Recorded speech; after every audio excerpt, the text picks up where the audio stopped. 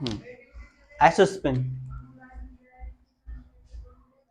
Isospin, isospin, it is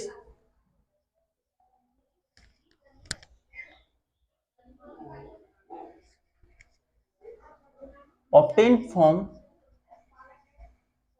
the charge independence, charge independence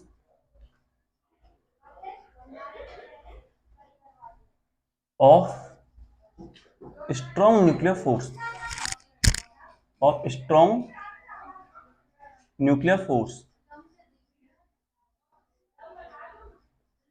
जो आइसोस्पेस है उसका टर्म जो हमें मिला from the strong nuclear force, क्योंकि जैसा हम जानते हैं तो चार्ज, जो हमारी स्ट्रॉन्ग न्यूक्लियर फोर्स होती है वो चार्ज से इंडिपेंडेंट होती है। इसी के बेसिस पर हमने आइसोस्पिन को निकाला। और स्ट्रॉन्ग न्यूक्लियर फोर्स जो स्पिन पर डिपेंड जरूर करती है। लेकिन अगर हम मैथमेटिकली बात करें तो mathematically isospin is quite similar to angular momentum. जो मोमेंटम होता है उससे क्वाइट सिमिलर होता है हमारा। तो हम कह सकते हैं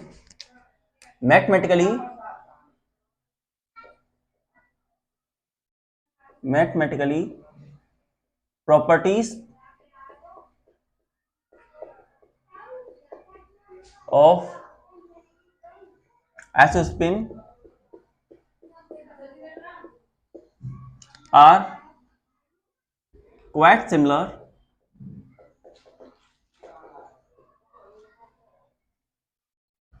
to the property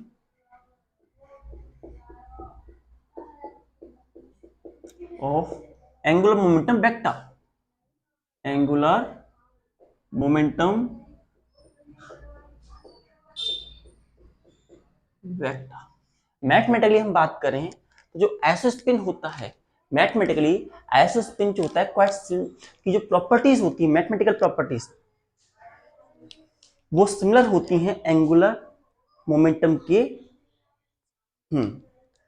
angular momentum vector से क्वाइट सिमिलर होती हैं हमारी आइसोस्पिन की प्रॉपर्टी। अगर हमारी T is the isospin,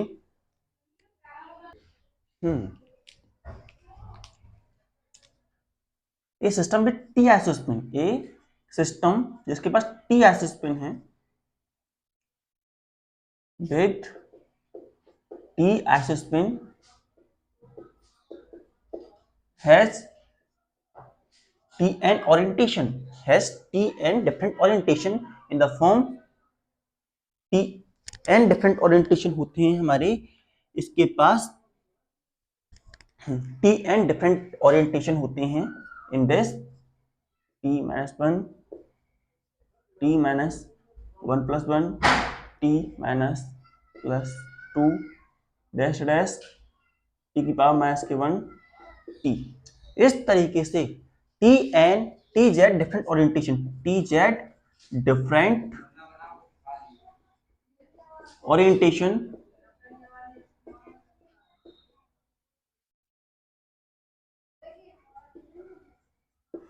Tz different orientation of isospin are going to be present। Tz different orientation हमारे पास प्रेजेंट होते हैं दिए गए सिस्टम के लिए।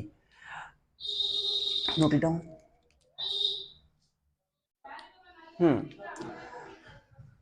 जो हमारी आइसोस्पिन होती है, आइसोस्पिन जो होती है वो वेक्टर नहीं होती है ज्यादातर स्पेस के अंदर।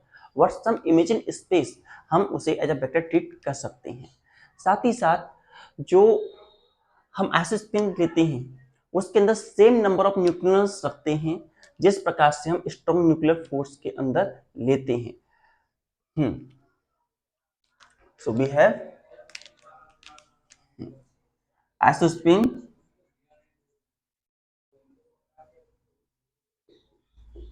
is not a vector in space। What imagine what in some what in some imagined space और इन सम इमेजिन्ड स्पेस, वो कुछ स्पेस जिसमें कि हम उन्हें इमेजिन करते हुए चलते हैं, उन स्पेसेस में ऐसे स्पिन हो सकती है। एंड ऐसे स्पिन जो होती है उसके पास सेम नंबर ऑफ न्यूक्लियस होते हैं, which result from the way strong nuclear force treat the nucleus. ऐसे spin has same number of nucleons, same number of nucleons which result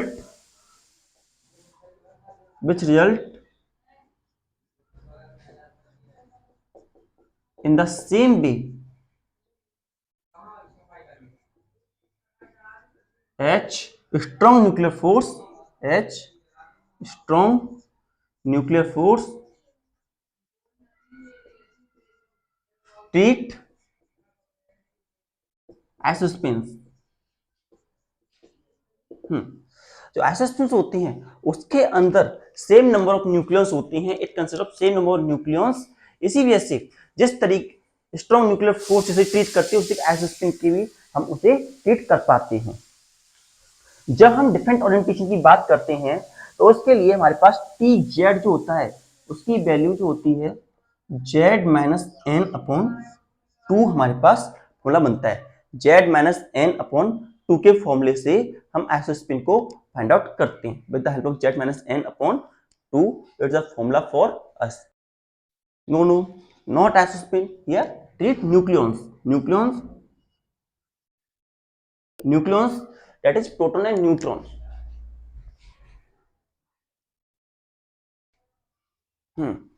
एक सिंगल न्यूट्रॉन के लिए for a single neutron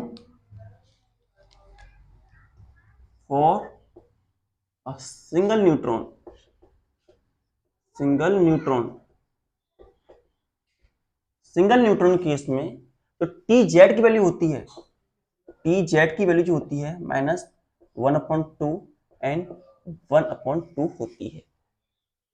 and isospin for neutron, isospin for neutron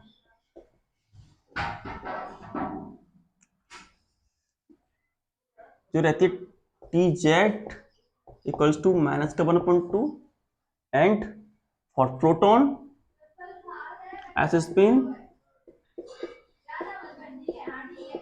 for proton T Z equals to 1/2 के बराबर होती है।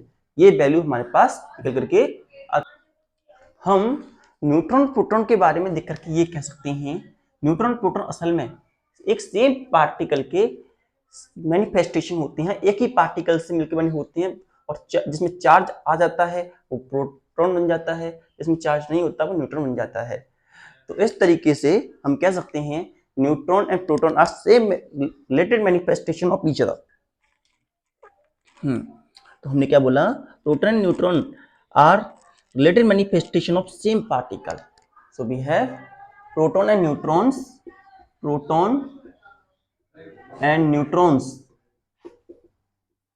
are related manifestation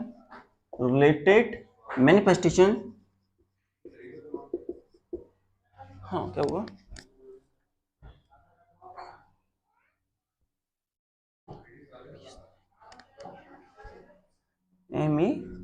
MANIFEST manifestation of same particle, mean to say एक ही particle से मिले हुए हैं लेकिन इनमें चार्ज कम, एक में चार्ज होता है एक में चार्ज नहीं होता है। इस तरीके से हम कह सकते हैं proton and neutron are same manifestation of similar particle. और T जो होती है उसकी वैल्यू 1/2 होती है। T की वैल्यू 1/2 होती है फॉर न्यूक्लियॉन्स के लिए आइसोस्पिन की वैल्यू इसके बराबर होती है। ये जो हम कह रहे हैं सेम मैनिफेस्टेशन, ये कुछ इस तरीके से कह सकते हैं similar It is similar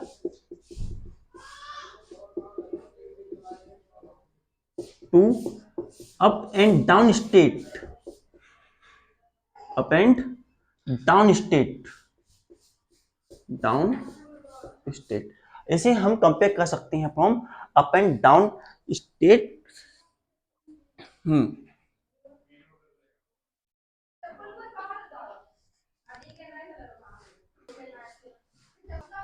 up and down state during spinning. During spin, spin के दौरान जो हमारे अप एंड डाउन स्टेट्स होती हैं, उसी तरीके से हमने बोला है कि प्रोटॉन एंड न्यूट्रॉन जो होते हैं सेम मैनिफेस्टेशन, रिलेटेड मैनिफेस्टेशन होते हैं सेम पार्टिकल के। उसी प्रकार से अप एंड डाउन स्टेट भी होती है स्पिन्स की। So next we write note down. अगर हम इचिंग फंक्शन की बात करें, इस कंडीशन में इचिंग फंक्शन जो होता है किसी भी न्यूक्लियन का, तो टोटल इचिंग फंक्शन जो होता है जब हम उसे निकालने की कोशिश करते हैं तो वो बराबर होता है product of space etching function, spin etching function and isospin etching function. इन तीनों इचिंग फंक्शन के प्रोडक्ट के बराबर होता है। और दो न्यूक्लियॉन्स के लिए जो आइसो स्पिन होती है वो एंटी सिमेट्रिक रहती है। इस बात को भी हम नोट डाउन कर लेते हैं। तो स्पिन इचिंग फंक्शन होता है total itching function, total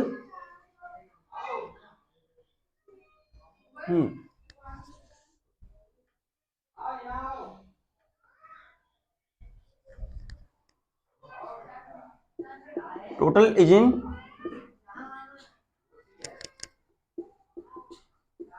itching function,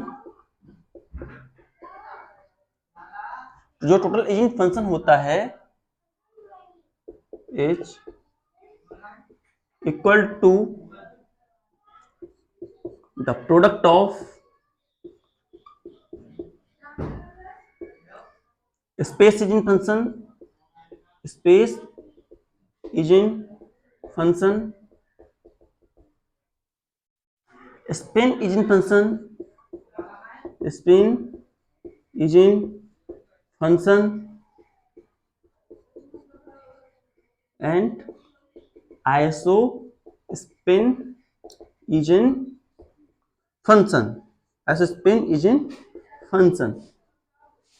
जो टोटल इचिंग फंक्शन में मिलता है वो space etching function, spin etching function, spin etching function and isospin etching function के बराबर हमें मिलता है। और दो न्यूक्लियॉन्स जो होते हैं हमने बोला उनका जो iso spin total iso spin होता है वो एंटी सिमेट्रिक रहता है।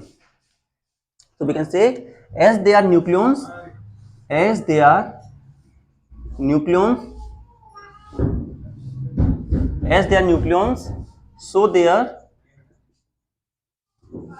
total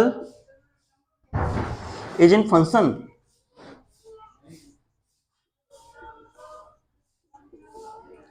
remain antisymmetric, antisymmetric। इनका एजेंट फंक्शन जो है वो एंटीसिमेट्रिक रहेगा। Their agent function is going to be antisymmetric in this case.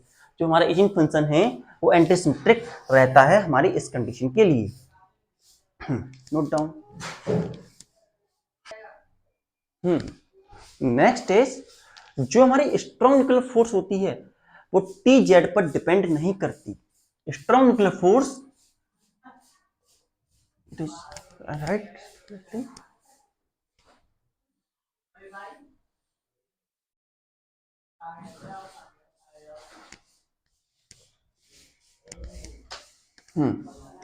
Strong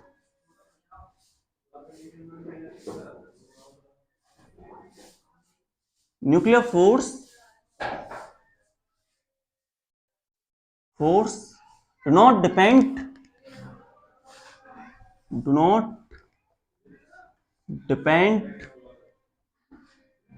upon, जो हमारे पास स्ट्रॉन्ग न्यूक्लियर फोर्स होती है वो डिपेंड नहीं करती टीजेड पर, टीजेड पर डिपेंड नहीं करती। What?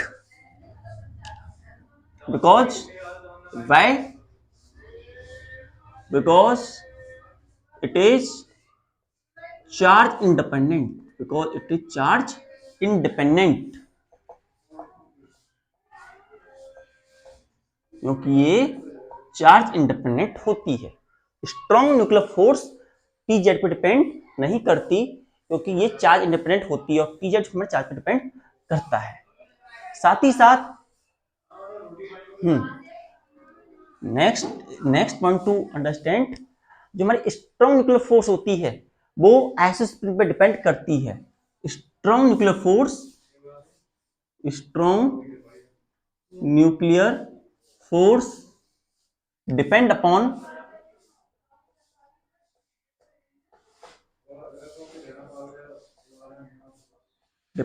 acid spin. It is because it depend upon spin, क्योंकि न्यूक्लियर फोर्स जो होती है वो स्पिन ऑफ न्यूक्लियस पे डिपेंड करती है। Because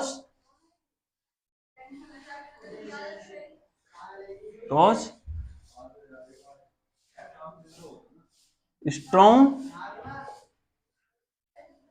nuclear force depends upon, जो स्ट्रॉन्ग न्यूक्लियर फोर्स होती है वो डिपेंड करती है on spin off nucleons. Strong nuclear force जो होती है वो न्यूक्लियॉन्स की स्पिन पर डिपेंड करती है। एंड आइसो स्पिन जो होती है स्ट्रॉन्ग इंटरेक्शन में कंजर्व रहती है। Iso spin remain conserve in strong interactions. Iso spin remain conserve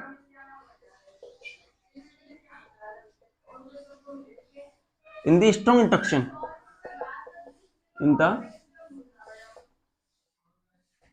strong interaction.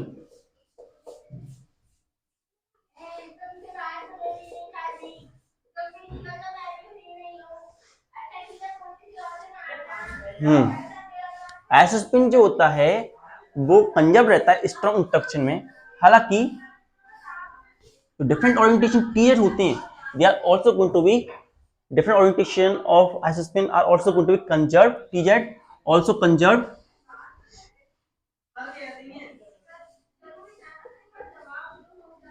Conserved in the strong interaction.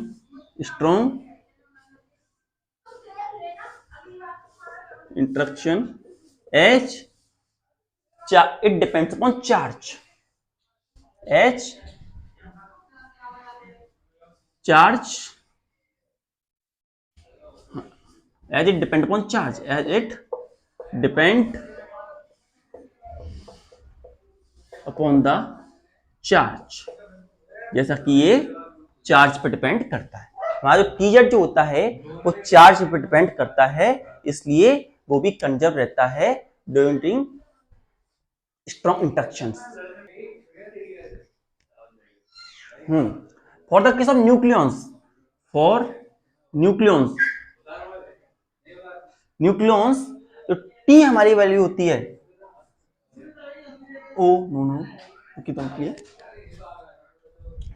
For nucleus के लिए जब हम चार्ज की वैल्यू निकालते हैं क्यू, चार्ज क्यू कितना होगा तो उसकी वैल्यू हमारे पास होती है T Z plus 1/2, different orientation plus 1/2। First of all हम देखेंगे value of T Z for neutrons, TZ for neutrons that is an. Neutron के लिए हमारे पास कितना टीजेड आता है, दैट इक्वल टू 2। टीजेड की वैल्यू आती है माइनस का 1/2। टीजेड की वैल्यू माइनस के 1/2 होती है। तो क्यू की वैल्यू कितनी हो जाएगी हमारे पास, टीजेड की वैल्यू हमारे पास है 1/2 minus plus 1/2 is equal to 0। तो हमारे पास जो न्यूट्रॉन होता है उसका चार्ज 0 के बराबर आ जाता है। Charge present on the neutron is become equal to 0। Neutron के पास जो चार्ज होता है वो 0 के बराबर होता है। वहीं T Z for proton, proton के लिए कितना चार्ज होता है? टी जेड हमारे प्रोटॉन के लिए होती है 1/2। टी जेड की वैल्यू 1/2 के बराबर होती है। सो चार्ज कितना हुआ हमारे प्रोटॉन के पास? तो वो हो जाता है 1/2 प्लस 1/2 इक्वल्स टू 1। तो चार्ज हमारे प्रोटॉन के पास 1 होता है और न्यूट्रॉन के पास 0 के बराबर होता है। साथ ही साथ हम ये भी देखते हैं कि हमारे पास 3 पाई आयंस, पाई आयंस, पाई आयंस जो पाई आयंस जो होते हैं उनके पास 3 आयंस होते हैं, 3 पाई आयंस होते हैं, 3 pions, that is pi negative, pi neutral and pi positive. ये 3 पाई पार्टिकल हमारे पास होते हैं, 3 पाई आयंस होते हैं। इनके पास सेम मास होता है, same mass, identical quantum number, identical quantum number, same mass होता है, आइडेंटिकल क्वांटम नंबर होता है। और ये सब के सब स्ट्रॉन्ग इंटरेक्शन में पार्ट लेते हैं and pi ions take part in strong interaction, strong interaction, strong interaction में ये टेक पार्ट करते हैं। हमारे पाई आयंस जो होते हैं स्ट्रॉन्ग इंटरेक्शन पाई आयन टेक पार्ट करते हैं और इनके अंदर चार्ज होता है। चार्ज जो होता है हमें इनके ब्रियॉन नंबर की मदद से इन्हें मिलता है, that is Q equals to T Z plus B/2। Q equal to T Z plus 1/2 के बराबर हमें चार्ज ऑब्टेन होता है।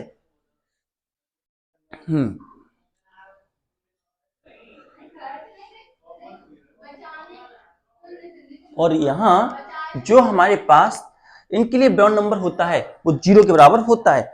Brown number for them become equals to 0।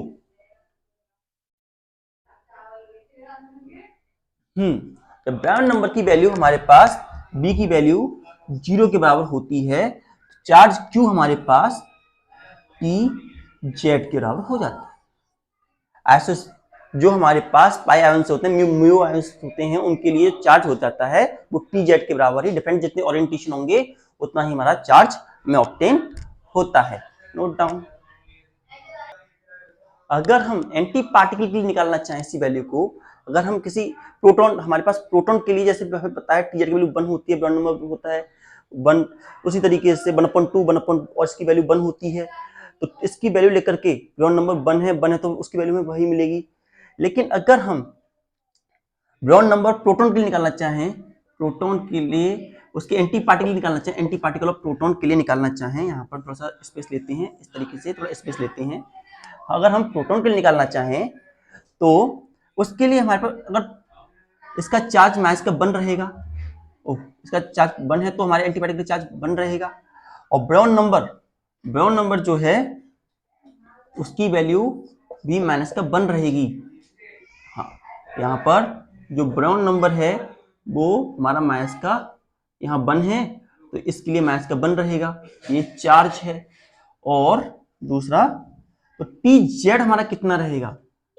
T Z हमारा इस केस में था 1/2, टी जेड जो था 1/2 था। थोड़ा सा इसे ये 1, ये हमारे पास क्यू है चार्ज, इस प्रोटॉन के पास 1 है, एंटी प्रोटॉन के पास माइनस का 1। जो चार्ज है, चार्ज के बाद हमारे पास ब्राउन नंबर जो था, ब्राउन नंबर 1 था और इसका माइनस का 1 था। इसके बाद हमने देखा टी जेड की वैल्यू क्या क्या होंगी। तो टी जेड की वैल्यू हमने फाइंड आउट की थी 1/2, हमने बताया था टी जेड की वैल्यू 1/2 है, तो उसके एंटी पार्टिकल की टी जेड की वैल्यू क्या होगी? तो यहाँ हम इस फॉर्मूले में पुट करेंगे, इस फॉर्मूले में पुट करेंगे। तो Q की वैल्यू थी हमारी -1 plus T equals to T Z minus के 1/2। तो टी जेड की वैल्यू हमारे पास हो जाती है -1 प्लस 1/2। तो टी जेड की वैल्यू हमारे पास होती है -1/2। तो एंटी पार्टिकल का एस स्पिन भी अपोजिट निकल के आता है। एंटी पार्टिकल का जो एस स्पिन होगा वो भी अपोजिट ही होगा। तो इस तरीके से हम एस स्पिन भी पार्टिकल्स के पिक आउट कर लेते हैं। तो it is all about our S spin. हाँ, तो अभी तक हमने सीखा एस स्पिन जो होती है वो हमें ऑब्टेन हुई, जो एस स्पिन कॉन्सेप्ट था वो हमें ऑब्टेन हुआ from the charge independence of strong interaction. जो पार्टिकल होते हैं उनकी चार्ज से इंडिपेंडेंस होती है और वो स्पिन पे डिपेंड करता है, स्पिन ओरिएंटेड होता है। उसे देखते हुए हमने एस स्पिन को डिजाइन किया। We are going to design S spin on the basis that nuclear force is not dependent upon charge but it depends upon the spin. Now mathematically अगर हम बात करें तो जो हमारी एस स्पिन होती है वो उसकी प्रॉपर्टीज जो होती हैं वो क्वाइट सिमिलर होती हैं with the angular momentum vector. Angular momentum vector होता है उससे क्वाइट सिमिलर होती हैं। अगर हमारे पास एक सिस्टम है तो उसमें हमारे पास टी एस स्पिन है, तो different T S spin for different orientation T Z कितने होंगे, उसकी वैल्यू जो हमें अलग मिलेंगी -t1 t+1 -t+2 -t तक हमें वैल्यू मिलेंगी। आमतौर पे जो एस स्पिन होती है स्पेस के अंदर वेक्टर की फॉर्म में वर्क नहीं करती। It is not due to vector what in some imagine space में भी। एस स्पिन जो होती है S spin has a same number of nucleons. S spin के पास सेम नंबर ऑफ न्यूक्लियॉन्स होते हैं जिसने एक स्ट्रॉन्ग जिसके कारण in a same way strong nuclear force treat the nucleus. S spin जिस तरीके से न्यूक्लियर ट्रीट करते उसी कारण से हम स्ट्रॉन्ग न्यूक्लियर फोर्स में उसे ट्रीट कर पाते हैं। तो हमने बोला S spin has same number of nucleons which result in the same way as strong nuclear force treat nucleus. जिस तरीके से स्ट्रॉन्ग न्यूक्लियर फोर्स ट्रीट करती है उसी प्रकार से हमारा एस स्पिन भी उन्हें डील करता है। नेक्स्ट टी जेड की वैल्यू हमें निकालनी हो तो हमारे पास फॉर्मूला होता है z - n/2 के बराबर फॉर्मूला होता है। अगर हम इसे पुट करें तो हम टी जेड की वैल्यू पिक आउट कर सकते हैं।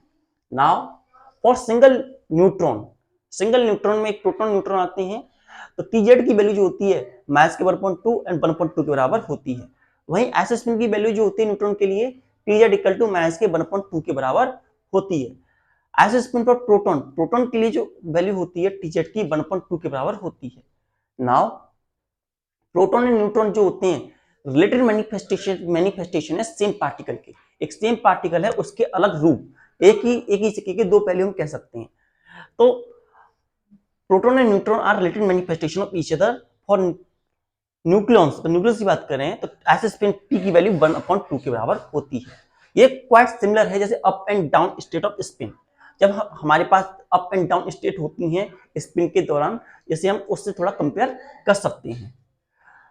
बात करें इजिन फंक्शन की तो इजिन फंक्शन जो होता है टोटल इजिन फंक्शन हमारे एक सिस्टम का, अगर हम उसकी बात करें वो बराबर होता है equal to product of space eigen function, spin eigen function and isospin eigen function. इन सब के बराबर हमारा टोटल इजिन फंक्शन होता है।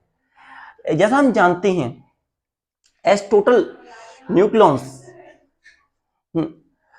टोटल न्यूक्लियर फंक्शन में जो हमारा इजिन फंक्शन होता है वो एंटीसिमेट्रिक होता है। As the nucleons so their total eigen function is equal to antisymmetric.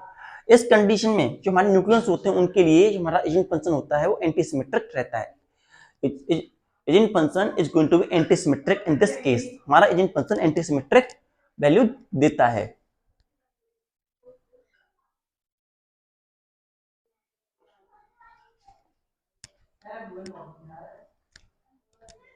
Now जो स्ट्रॉन्ग न्यूक्लियर फोर्स होती है वो डिपेंड नहीं करती है टी जेड पर, बिकॉज ये चार्ज इंडिपेंडेंट है और जो हमारा टी जेड है वो चार्ज पर डिपेंड करता है। और टीजेड मतलब स्ट्रॉन्ग न्यूक्लियर फोर्स चार्ज पे डिपेंड नहीं करती तो वो टीजेड पे भी डिपेंड नहीं करती। इसी तरीके से जो स्ट्रॉन्ग न्यूक्लियर फोर्स होती है वो एसिड पे डिपेंड करती है, क्योंकि हमारा जो स्पिन है, स्पिन ऑफ न्यूक्लियन से एसिड वो उस पर डिपेंड करता है, और हमारी स्ट्रॉन्ग न्यूक्लियर फोर्स भी स्पिन पर डिपेंड करती है। मतलब से strong nuclear force and acid spin both depend upon spin off nucleons. Acid spin जो होती है स्ट्रॉन्ग इंटरेक्शन के दौरान कंजर्व रहती है। सो acid spin remain conserve during strong interaction. जो स्ट्रॉन्ग इंटरेक्शंस होते हैं उसके अंदर हमारी एसिड स्पिन कंजर्व रहती है। टीजेड भी कंजर्व रहती है क्योंकि हमारा जो टोटल चार्ज है वो कंजर्व रहता है। टोटल चार्ज क्योंकि हमारा टीजेड जो चार्ज पे डिपेंड करता है, डिफरेंट ओरिएंटेशन की चार्ज पे डिपेंड करते हैं, और टीजेड जो है अगर वो कंजर्व इसलिए क्योंकि वो हमारा चार्ज कंजर्व रहता है स्ट्रॉन्ग इंटरेक्शन के दौरान। अगर हम चार्ज की वैल्यू निकालना चाहते हैं तो ये हमारे पास फॉर्मूला होता है, it is the formula for us Q equal to T Z plus 1/2। ये हमारे पास फॉर्मूला होता है। टीजेड की वैल्यू हमारे पास न्यूट्रॉन की 1/2 मास की 1/2 होती है, और फॉर प्रोटॉन हमारे पास 1/2 के बराबर होती है। जब दोनों की वैल्यू पुट करते हैं तो हमारे पास जो चार्ज निकल के आता है 0, जो न्यूट्रॉन के पास चार्ज 0 होता है, वही प्रोटॉन के पास चार्ज 1 के बराबर होता है। नेक्स्ट इज हमारे पास 3 पाई आयंस होते हैं, we are going to have 3 pi ions, that is pi negative, pi not और pi positive, pi neutral pi positive. हाँ, इन सब के पास सेम मास होता है, आइडेंटिकल क्वांटम नंबर होते हैं, और पाई आयंस जो पार्ट लेते हैं ये भी स्ट्रॉन्ग इंटरेक्शन में पार्ट कर सकते हैं। They are well capable of taking part in strong interaction, ये स्ट्रॉन्ग इंटरेक्शन में पार्ट ले सकते हैं। इनके लिए हम ब्राउन नंबर को लेते हैं for taking the charge, we are going to take brown number. Brown number वो म्यून्स और पाई आयंस जो होते हैं वो 0 के बराबर होते हैं। जब इस पे हम 0 की वैल्यू रखते हैं तो चार्ज हमारे पास जितने उसके ओरिएंटेशन होंगे उतने उसके पास चार्ज हो जाएंगे, टीजेड के बराबर चार्ज में मिलता है। अगर हम चार्ज देखना चाहें प्रोटॉन का, तो प्रोटॉन के लिए हमने यहाँ पे दिखाया था प्रोटॉन के एंटी पार्टिकल का चार्ज, प्रोटॉन का और एंटी पार्टिकल का। जो प्रोटॉन का चार्ज होता है वो +1 होता है, इसका जो चार्ज है वो माइनस, एंटी पार्टिकल का माइनस का 1 होगा। बायोन नंबर 1 होता है और इसका एंटी पार्टिकल माइनस का 1 होगा। इसी तरीके से जो डिफरेंट ओरिएंटेशन होती है टीजेड वो 1/2 होंगी, और इसके लिए टीजेड जो होगी नेगेटिव प्रोटॉन के लिए माइनस के 1/2 के बराबर निकल के आती है जब हम इस फॉर्मूले पुट करते हैं। तो इस प्रकार से हमने एसिड स्पिन के बारे में जाना। Note it down.